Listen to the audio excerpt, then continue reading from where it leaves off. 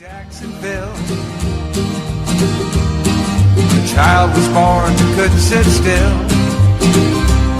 86 years later with no regret. You know that man can't sit still yet. The Great Depression couldn't get him down. He worked for his dad's store in town, collecting money in small amounts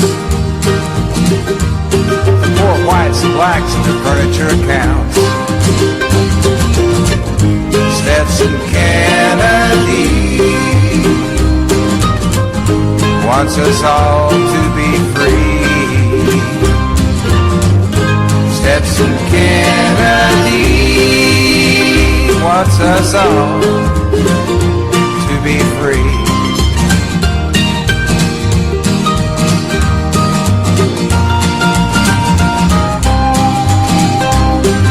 As he'd collect, he'd talk to folks.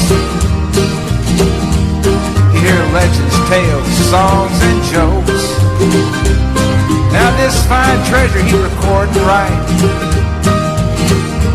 He was colorblind, didn't see black and white. Writer's project for the WPA. Zora Neale Hurston, he earned his pay. Crackers and blacks, they talk for hours. It was a barefoot history of this land of flowers. From WBRN Radio and on the Boston Red Network, Friday Jobber on the 26th of January, 2019. Boston Red here from the Jerry Pippin broadcast booth. We made a milestone this week. We reached our 11th year of doing this part of internet radio over at Blog Talk, which is morphed now into a warped, or what do you want to call it, into Speaker, and the other various outlets there, iHeart, Stitcher, YouTube. All of this is expanded. YouTube, we have audio in there. We'll get visual over there soon as we multiply our digital presence. We have Numbers Man, incidentally, coming up this weekend. That's our macroeconomics program. We also have coverage from the World Economic Forum that ended today in Davos, Switzerland. We've been covering it for many years now, and we have the opening day, a roundup there, and we have several other episodes that we'll spotlight, and we'll probably pick up one or two more on the digital economy, on women and work, those sorts of things that we look at. We'll also have an open source report, the Android operating system of our friend Emma Young, the ad lady out in Chicago that had a problem with an Android phone. She got her contacts back now, and now she has an iPhone. Oh well. Nonetheless, Android will be, or Google will be moving from Android in the next months or years, and we'll be talking about it to something called Fuchsia. That is a flower in Japan. That will be a totally different type of operating system, or what we call OS. And what it basically means, now you have the Android system is based upon the Linux kernel, which we've been with since the inception by Linus Torvalds. Over 20 years there. Anyway, they will move from that, and they have also their Chrome, Chromium. Chromium is the open source Chrome. That's from Google, that they run on the various Google platforms, the tablets they call them, very inexpensive tablets. Nonetheless, they will be moving on. What will happen to Android or whatever? Will there be more OSs? No doubt that will be on smartphones. We had some of those. Remember, at one time, I don't want to get too much off on this, but Firefox, Mozilla was going to come with their own OS. Didn't work out. Couldn't get on enough platforms. But the biggest problem we have with the so-called Android system is that different versions of it from different manufacturers. So if you have a Samsung phone, or you have various other types of phones in that family, the OSs are a bit different. You can actually make your own up. Anyway, we spent a little time on that. The government shutdown is officially over. The Senate and both the House on what they call voice votes, so no one had to record anything, all saying yay, and I don't guess they got many nays. It was yay, yay, yay. Anyway, and old DJ Trump signed it. So we'll be looking in the next few days how much this shutdown of historic numbers in terms of days. It was the longest shutdown. When you have a government shutdown, you're supposed to accomplish your goal. The goal was to get funding for this so-called wall that DJ Trump is wanting to build. He didn't get it. That's a loss because if your objective doesn't go, so they've opened it up on a partial situation now. What I mean by partial is a short track into February, middle February. And February, of course, is African History Month. It is a short month. So thus, they'll have to do some quick machinations here as to what goes on. And this is when you have this type of two-party system, the Republican Party being the far-right party, the Democrats trying to hold the middle, supposedly. But on many things, such as the topic of Venezuela, incidentally, that will be discussed at the UN later today. The Democrats, by and large, agree with the Trump moves in Venezuela. And we'll talk a little bit about Florida and where those machinations are going. And old, what's the name, is in it there also, and we'll catch her down in Florida, and what that is all about. It is an extension of Wilsonian foreign policy, Woodrow Wilson, the racist, and that's what's going on in Venezuela. We hear reports that the Russian Federation has sent security or contractors, some of the people call them mercenaries, but again, most of the so-called in Afghanistan, in Syria that the U.S. has, they're called contractors. Out there, they've dropped the name of mercenary. That was old school.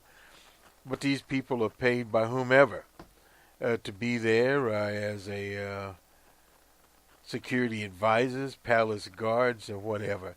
And you can expect in the next few days the things to be reinforced there. The Cubans, of course, have been there. What will happen there? The Russian Federation are there. The Chinese, will they reinforce and provide more tools? You can bet that as far as satellite surveillance, that sort of thing, that is being provided to the Venezuelan security forces. And they've been updating their surveillance. We'll have on BR on the World more on the speech by Comandante Mindros to the Supreme Court. And today there was a news conference by the foreign minister in Venezuela. They had a tape of this character, Godot, I hope I'm pronouncing his name right, slipping into an American hotel and some more lackeys going to a meeting, and an interview that he did with a TV station, a report in the U.S. in Espanol. But you see now it makes it much harder because surveillance cameras are all over the place, and you can get the video. He was in a hoodie trying to disguise himself, but no doubt it was him slipping into the hotel. Incidentally, old Godot had a news conference in part of Caracas, in a middle-class area. There were 300 or 400 people there. The press say 500. Very difficult to say, but we'll say there were hundreds of there. While he addressed concerns, evidently the U.S. will let them have the monies in U.S. banks from Venezuela, and they have Citco that they'll change the board.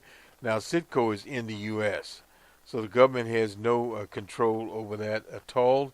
And there's refineries here in the U.S., so those refineries that will be able to give that money to the reactionaries. That is just a factor of life. A lot of leftists don't understand this, but the problem is when you have an inequitable economic system as we do now globally, in terms of distribution of the wealth, you'll have countries that have more economic wherewithal, such as the U.S., will be able to dominate a country like Venezuela or Cuba that has less. Doesn't mean that the human capital there is less. What it does mean is that financially they can put economic violence on. And to have any true revolutionary progress, you have to deal with that inequality. Now that will start to disappear as we have more open economic systems, more sustainable development, as we move to more solar, etc. And an example in Cuba. Cuba has a medical industry and other types of industry. They're going more and more into solar, and they will have more and more solar. And hopefully Cuba will start producing solar-powered cars.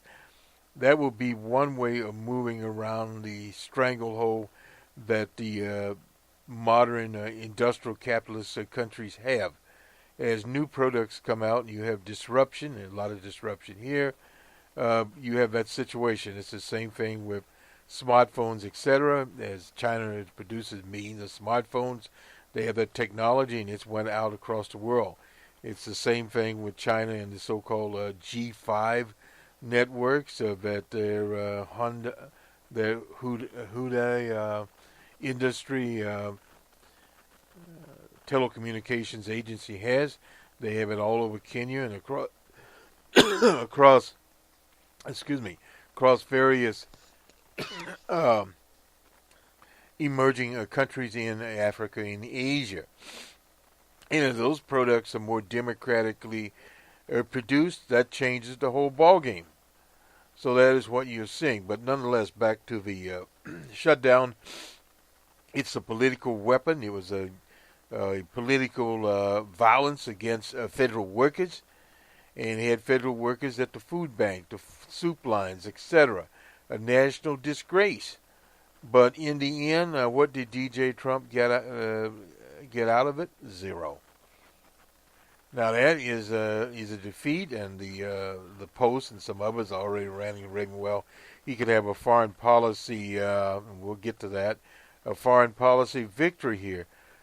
But the problem is when you're dealing with countries such as Venezuela, you're looking at the long term. The Sandinista, I keep calling the Sandinista, the Bolivarians have been there running as parties, and the Socialist Party in Venezuela for 20 years now. And that means they have some ideological prowess there.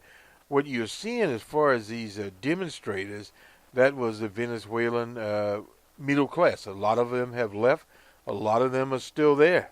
And those are the people that were getting the spoils 20 years ago and continue to receive the spoils when the Venezuelan economy was going under a Comandante Hugo Chavez. So there you go. Nothing has changed there. We have Uncle Carl today. We'll go to that because this was more of an editorial, incidentally, on the shutdown. Our models were running there. We needed exactly 1.5 weeks. In other words, one more week plus about a half a week. And at that time, cracks would have been very severe. They would have went to being craters in the economy in terms of airports, longer lines being there. TSA workers were calling in about at least 15,000. We don't have a solid number on that. Of these IRS workers that were on furlough did not show up to work.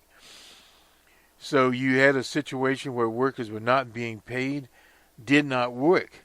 And as more of those people, especially key people, not show up, working for free, then the public starts to see it. They didn't see some of the national parks, although the parks are busy in the winter. But the garbage would have been piling up across from the White House, etc. Many of the buildings have not been cleaned, like the State Department, etc. I don't know who is doing the cleaning around there. The contract workers aren't working. The contractors aren't working. And when you have your government not working, then you go to Britain with Brexit and the right-wing Tory government there. They are in a shambles. So Nicholas Mundros is not the only one that's having problems now. DJ Trump couldn't get into the House of Representatives, period there. So they have these shadow governments. They're not sure how the shadow will be working there. The American embassy consulates in Venezuela have to the day to leave. The Venezuelans are leaving their consulates and embassy in D.C. They're getting out of the country. So you have that kind of standoff going, and as long as that government stays there, negotiations supposedly, the other candidate there, Gudos, I have to look at his name to get it out. Anyway, he is not around. Let's go to Uncle Carl.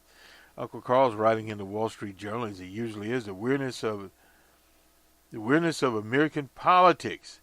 It doesn't seem like American politics has become weird. The weirdness. I said, well, anyway. Look at the most recent spat between DJ Trump and it's not a spat between and the Speaker Nancy Pelosi after 112 years, during which the State of the Union was sent to Congress in print. In 1913, this is Woodrow Wilson resumed the practice of delivering it at a speech in the House chamber. With few exceptions, every president since has done likewise. But on last Thursday, Speaker Pelosi wrote the president discouraging him from accepting her January 3rd invitation to address the nation from the House chamber next Tuesday. She cited security concerns, suggesting that the Secret Service could not protect the president if the trekked up to the House. Now she has rescinded the invitation altogether, and this is when he was writing. The kind of thing gives bad news to pettiness. Well, it was petty, this whole shutdown. Then there are the Democrats who jumped into the party's presidential contest for the past 4 weeks. None did so with traditional speech. Well, we don't have traditional speeches outlining an agenda or governing vision. Instead, they made their announcements on social media, a network morning TV program, and even a late-night comedy show. Well, Elizabeth Warren appeared outside of her home in Cambridge, Mass., introduced her dog, announced that she was filing to create an exploratory committee, and bashed the wealthy and well-connected. The longest sentence in her announcement speech urged the people to go to her website and join and donate. Well, everybody does. Her recital of the entire 180-word and 75-second statement was then turned into an online video. On the 15th of January, Senator Kristen Gillibrand described herself as a young mom. She's 52 years old, as she broke the news about her presidential exploratory committee on The Late Show with Stephen Colbert. Not to be outdone, Kamala Harris, she's from California, a senator, joined the race last Monday with a segment on ABC's Good Morning. Booked by Prince Philip's, back-ended by Prince Philip's automotive accident. A United plane stuck on remote Canadian runway in sub-zero temperatures. Then a video posted on Twitter. The California freshman type declared truth, justice, and decency, equality freedom and democracy. These aren't just words that you could be excused for thinking that it was her audition for the next big comic book movie. At least Uncle Carl has a way with words here. Then at least Senator Warren, Harris, and Gillibrand got instant coverage of their announcements. Not poor Juan Castro. Well, the brother didn't get it. The former mayor of San Antonio and Obama housing secretary sent out an email at 9:41 a.m. on December the 31st, the end of the year. Not a good time to send it out, saying he was exploring the candidacy for president and asking for $10 donations. It took days before the press event revealed Castro was putting his foot in the race. Then there are the contrivant claimed induced attempts by Democratic presidential candidates, those who declared, those are still deciding to prove they're authentic. Well, on the first day as a candidate, Elizabeth Warren took the insignia live to drink a Michelob Ultra and share her plans to watch Casablanca. Casablanca is a good movie. That night, Ms. Harris, Senator Harris, appeared in a video dancing to Cardi B, Like It Is. Really. Now, like dollars, like diamonds, like stunning, like shining, like a million deals, really. Is this the message Harris thinks will grease her way to the nomination? Well, who knows? And then there is Beto O'Rourke, who he calls Robert Francis O'Rourke, because he's been in and out of funk since being defeated. He was barely defeated by Ted Line Cruz. So O'Rourke is driving himself around America, dropping in on random venues to sample opinion and share thoughts, hoping therefore to break out of the loop that I've been stuck in. Well, between Jack Kerouac road trip and an Australian Aboriginal walkabout that may have just have the right amount of weirdness to keep the former congressman's millions of social media followers hanging out for every New Age amusing, as he calls it, marsh up. Jack Kerouac, incidentally, wrote On the Road, a novel I just reread. I liked the novel. It was a so-called Beat Generation. I'm not sure about the Australian Aboriginals walkabout. But anyway, yes, Beto O'Rourke is driving himself around. We'll get to that using Uncle Carl's setup piece here. He didn't talk about the weirdness called the shutdown that DJ Trump had, didn't get anything about it. And now the conservatives are criticizing old DJ about not hitting pay dirt.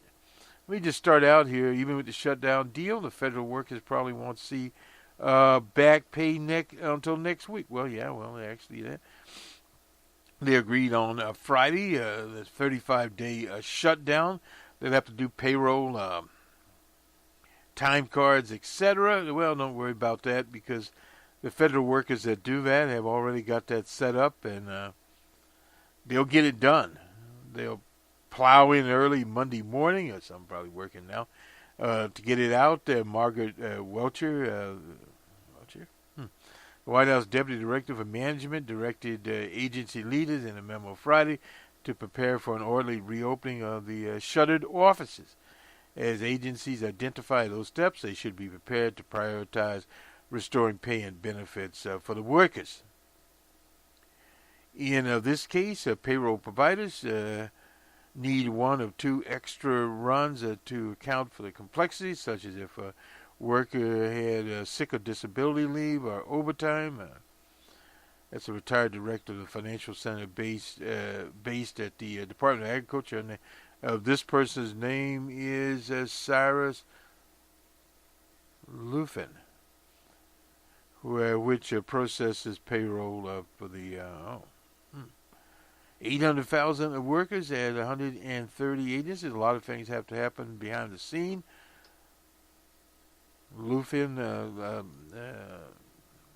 said, what you don't want to do is create a situation where workers get upset because they aren't accurately paid. He said it could take several weeks until everybody is caught up. Well, about 1% of federal workers still receive hard copies of their paycheck in the mail. I'm surprised about that.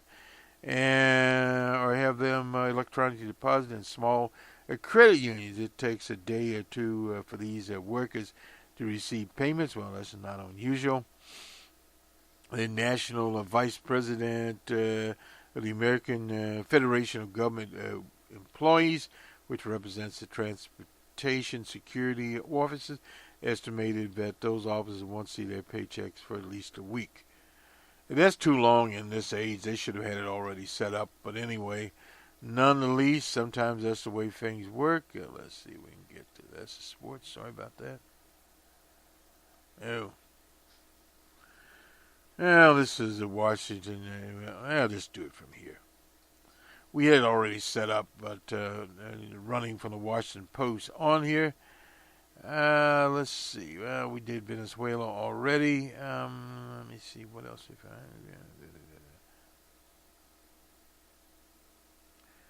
Counterfeit hypertension drugs used by millions. The FDA has found the source of blood pressure medication. It said they've identified the source of a cancer-causing impurity that has tainted millions of bottles of commonly used generic hypertension and heart failure medication recalled by drug makers over the past several months. The carcinogens were chemical byproducts of a process used to synthesize the active ingredients. In Valsartan is one of those ingredients. A statement of the things contaminated in nitroglycerin. So, David Light, he's the chief executive of Valshore, an online pharmacy that chemically validates drugs before shipping them to consumers. Says it's possible that companies weren't cleaning up the active ingredients at a cost-saving method. It wouldn't have been expected, he said, that the synthetic process would create contaminations. In chemicals, it's pretty easy to throw some chemicals together and get a reaction. Light said what's hard to do is clean it up and only get the byproducts you want. Manufacturers know and should know about contamination. Common precise tools exist to analyze the contaminants. Well, that's one reason the Food and Drug Administration is out there, but many of these operations, major pharmaceuticals by activists, not activists. So in other words, it's all over the place. All right, that takes care of that. Let's see if we can get to... I had the lineup up here. Democrats have found their Thatcher, if they dare. This isn't George. Well, we'll get this later. Let's see.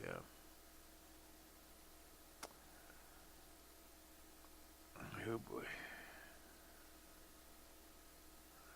Yeah, I was reading about this, what happened down in St. Louis. Some police officer fatally shot an off-duty colleague. They charged him with murdering a poor woman. All right, as we go down here, let's see. We get some. Bill Gates wants to build nuclear power plants. He's crazy. Excuse me. The Security Council later today, we talked about that on the Venezuela situation there, and.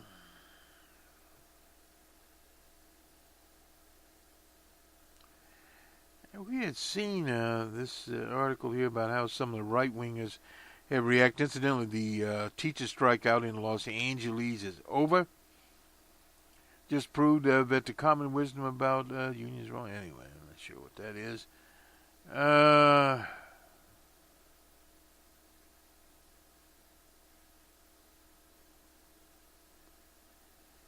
Let's see. What else here? No, that's not it. This is Ann Cola and some of the reactionaries. That may have actually, wait a minute here. It may have actually been in the New York Times. I was reading it. What we usually do for these programs, we prepare before time. We have Mr. Cook, Charlie Cook, also here. Well, some reason we're not finding it. Anyway, let's go to Mr. Cook. This is Charlie Cook somewhere here. Here we go. This is by Amy Walters, one of our favorite analysts. This is from the Cook Report for Democrat presidential hopefuls. A trail paved with regret. Last week, the Washington Post James Hoffman made an smart insight into early jockeying, and that's the 2020 Democratic nominees there. Spending a lot of time apologizing. We have a full month into 2019. Sorry about that. Senator Gillibrand, Bernie Sanders, Taoiseach Gabant, and former Vice President Joe Biden have already publicly atoned for positions, policies, activity that are no longer considered appropriate for most left-leaning Democratic primary electorate. Not long after she announced on Steve Colbert's program, Christine Gillibrand showed up on a set with Rachel Mondo, where she asked her about conservative voting record on guns and immigrants she represents in upstate New York. Well, I don't think it was driven from my heart, she told Muldrow about her past positions. I was callous to the suffering families who want to be with their loved ones. Looking back, I really regret that I didn't look beyond my district and talk about why it's important, a part of the American story.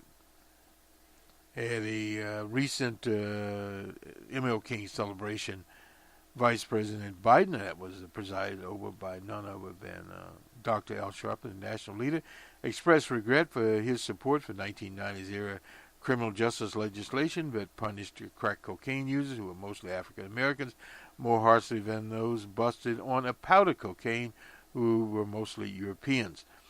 I haven't always been right. I know we haven't always gotten things right, but I always tried. It was a big mistake when it was made, and we were told by experts, crack, you never go back. It's not different, but it trapped an entire generation, no doubt about this. This isn't the first time or the last time if he ends up running. Biden has apologized for taking action in the 90s. In 2017, Biden apologized for his role on the Judiciary Committee. That was in 1991 in Clarence Thomas and Anita Hill hearing. He was presiding. I wish I had been able to do more for Anita Hill.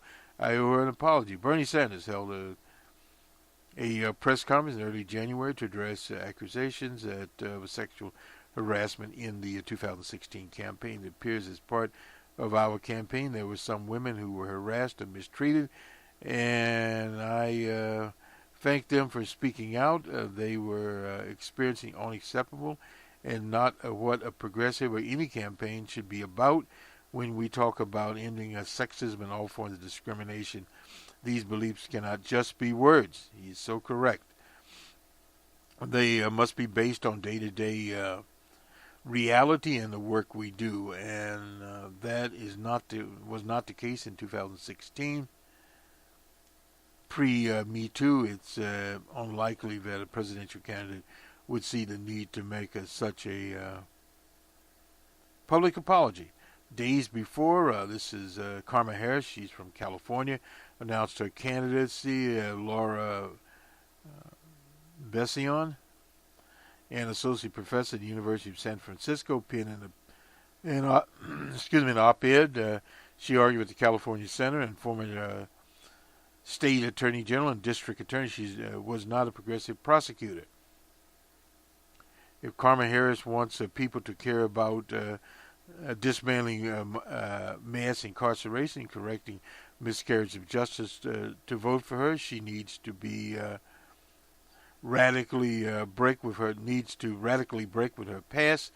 A first good step would be to apologize for wrongful convicted people she had fought to keep in prison and to what she could do to make sure that they get justice. When asked about this issue this week during a press conference of her first press conference of 2020 as a candidate, Kamala Harris was not exactly repentant. A recognition, perhaps, that her law and order background is more of an asset than a liability. The bottom line is the buck stops with me, and I take full responsibility for what my office did, she said. And there are cases where there were folks who made a decision in my office, and they did not consult me. I wish they had. From Tulsi Gabbard, I suppose, said she had been most contrite of the bunch in a homemade video. The Hawaiian representative, she's Samoan incidentally, apologized for her past opposition to gay marriage, gay rights. She's not the only one.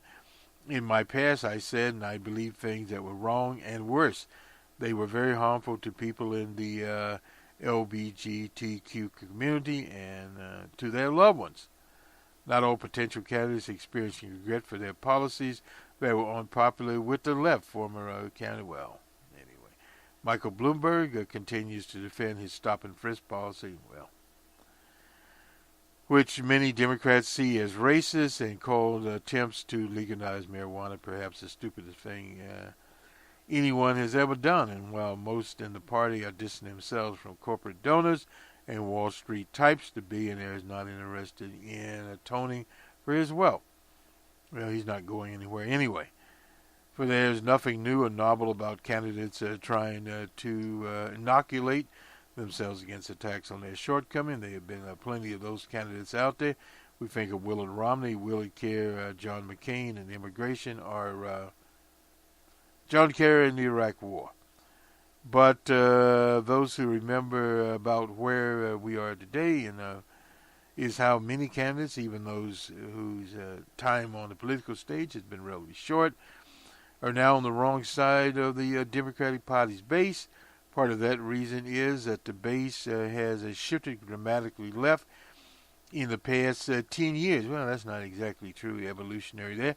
Anyway, Gillibrand first ran for Congress. Pew, that was in 2006, found that 49% of Democrats agreed with the statement that immigrants strengthen the country.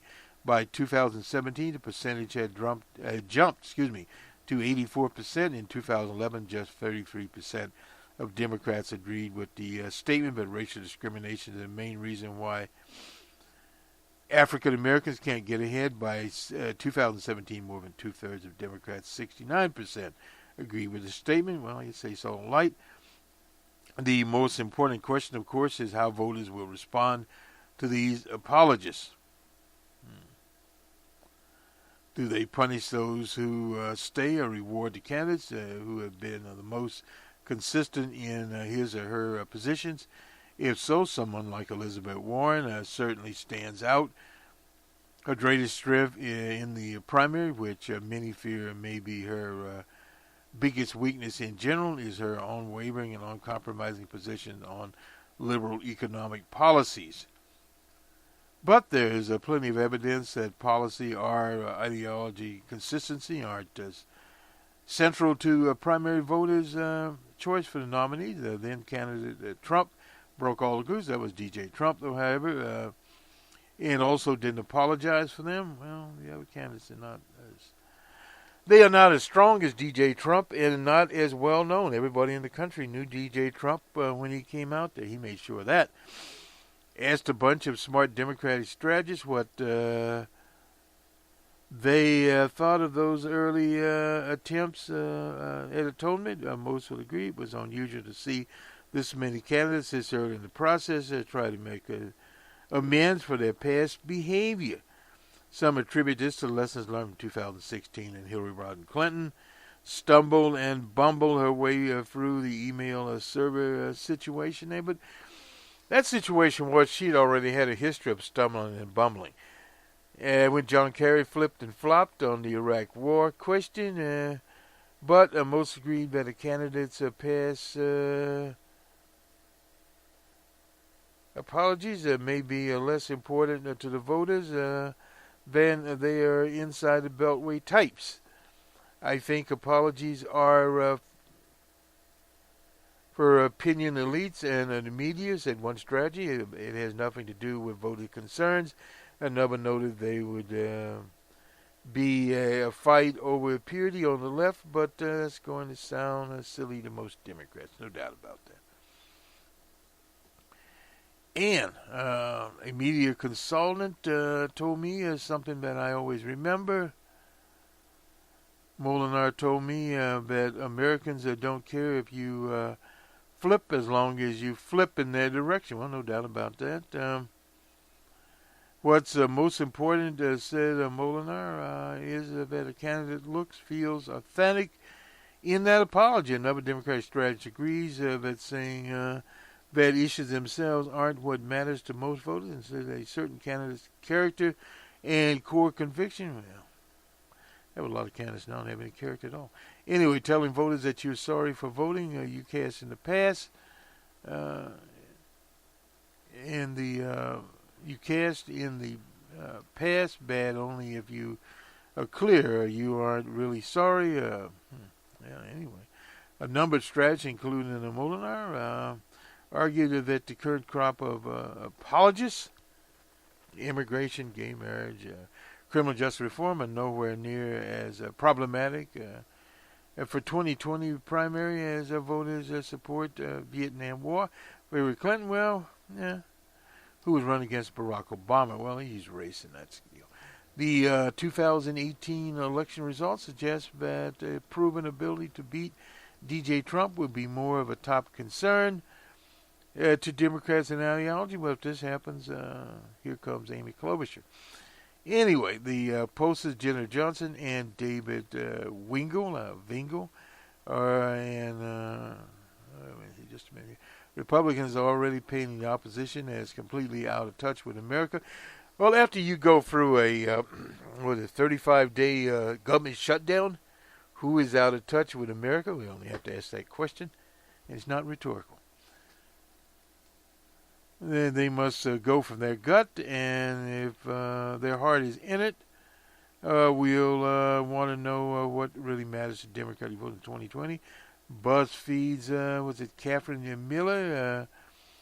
We should look to 1976, forget about that, a year most likely to be like our own, a huge divided field of liberal candidates running for president after a period of nightmare politics. She concludes her piece with this bit of advice.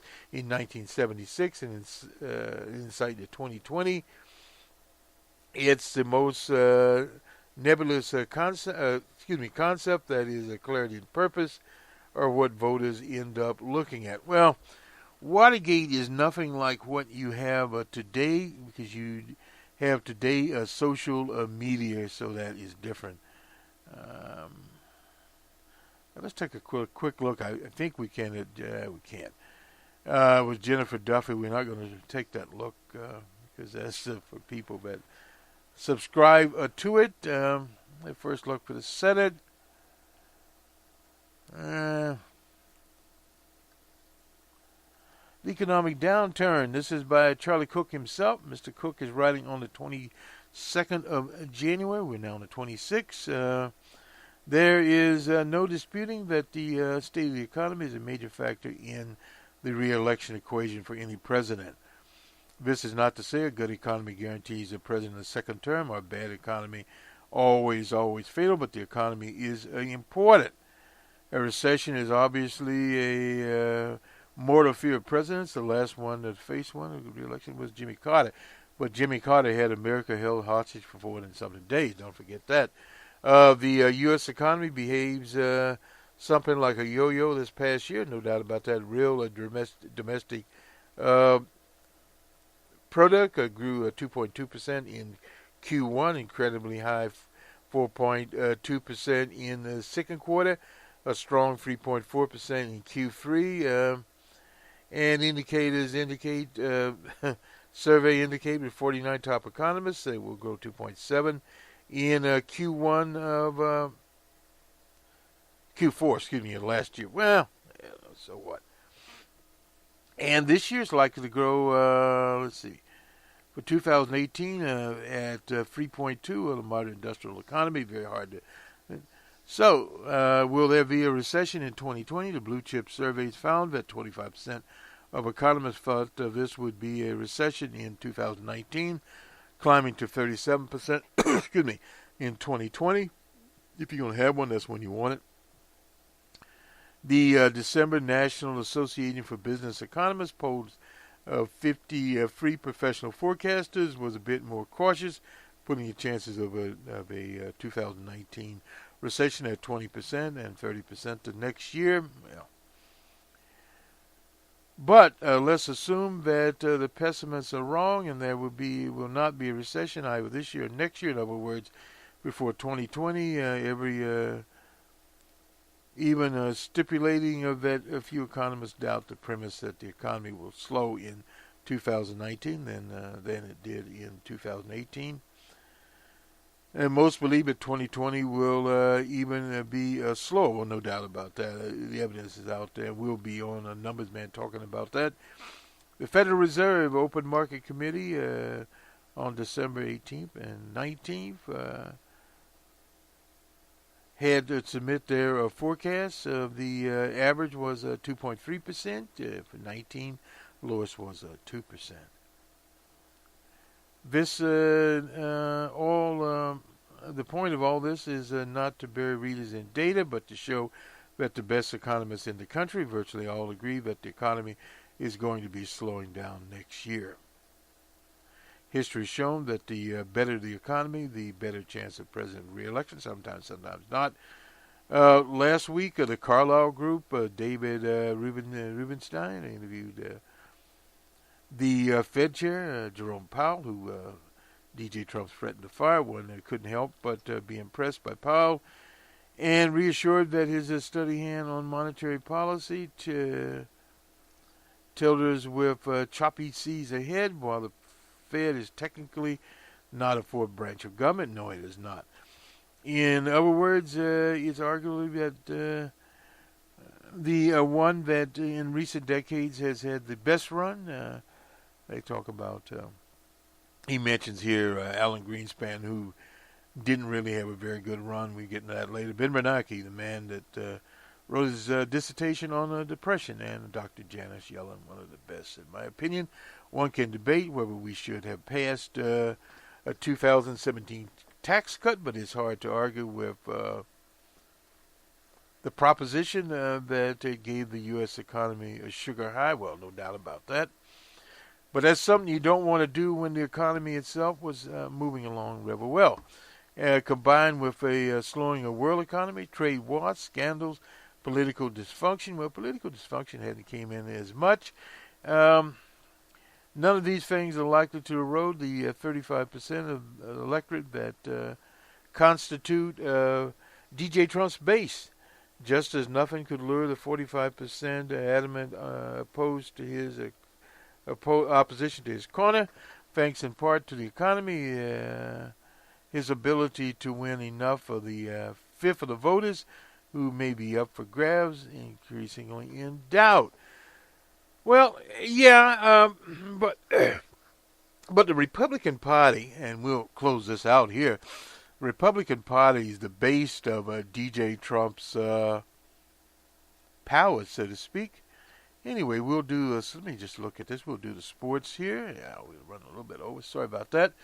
We'll go first to the NBA, the national, we'll do college ball first. Michigan, number 5 was at Indiana. Michigan 69-46, and Buffalo at Kent State. It was Buffalo 88-79. Short and sweet this time around with college ball. On to the NBA. The Hornets were at the Bucks in Milwaukee. It was the Bucks 108-99. The Sun was at the Nuggets in the Mile High City. The Nuggets 132-95 for the Suns of Phoenix. The T-Wolves were at the Jazz out in Utah, and the Jazz 106-102. It's a close game, but no cigar for the T-Wolves. The Wizards were at the Magic in Orlando. The Wizards, they had the Magic. They had 95-91. The Knicks were at the Nets, and the Nets got the net. 109-99 for the Knickerbockers. The Heat were at the Cavaliers in Cleveland.